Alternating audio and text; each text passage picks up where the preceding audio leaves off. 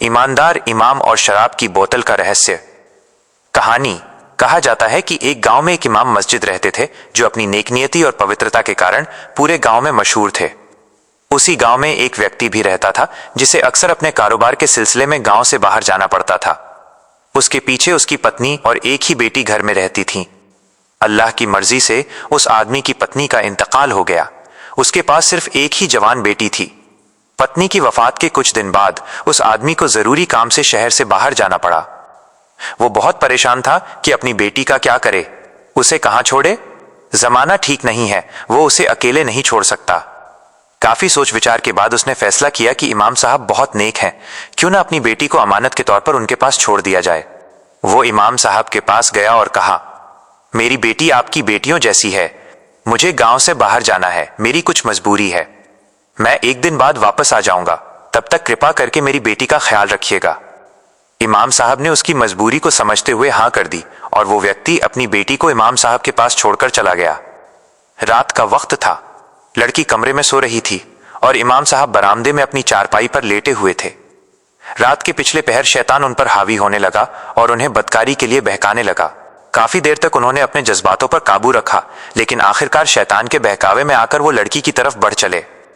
जब कमरे में पहुंचे और चादर उसके चेहरे से हटाई तो लड़की ने उन्हें देखा और फौरन उनकी नीयत पहचान ली। वो सहम गई और बोली, मेरे पिता ने मुझे आपके पास अमानत रखा है। अमानत में खियानत, धोखा किसी नेक इंसान के लिए मुनासिब नहीं।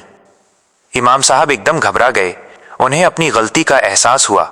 वो फौरन घर से बाहर निकले, गांव से भी निकल गए और जंगल की ओर दूर तक भागते चले गए। दिल में डर और शर्मिंदगी के साथ वो सोच रहे थे, मैं कितना बड़ा गुनाह करने वाला था। गांव से कुछ फासले पर एक झोपड़ी में एक बुजुर्ग रहते थे जिनके बारे में मशहूर था कि वो बहुत नेक हैं मगर शराब पीते हैं।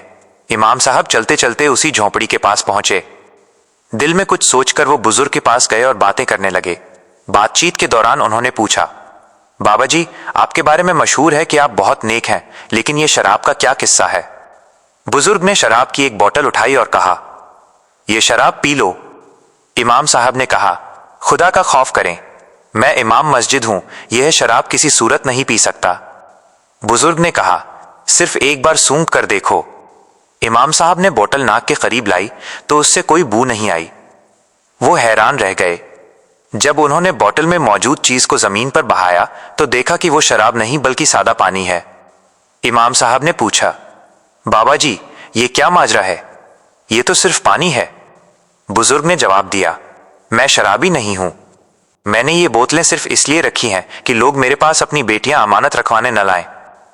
ये सुनकर इमाम साहब को अपनी गलती का एहसास हुआ। उन पर यह हकीकत स्पष्ट हुई कि नेक होना अच्छी बात है, लेकिन अपने आप को जरूरत से ज्यादा नेक और पवित्र जाहिर करना एक तरह की मुसीबत बन सकता है, क्योंकि लोग कभी कभी आपकी नेक नियति पर इतना भरोसा कर लेते हैं कि आपकी नेकनामी ही आपके लिए मुश्किल बन जाती है। सीख, मॉरल, इंसान को हमेशा अपने जज्बातों और शैतानी बहकावों पर काबू रखना चाहिए। अमानत में खियानत, धोखाधड़ी सबसे बड़ा पाप है। जरूरत से ज्यादा अपने आप को नेक जाहिर करना भी कभी कभी मुसीबत का सबब बन जाता है।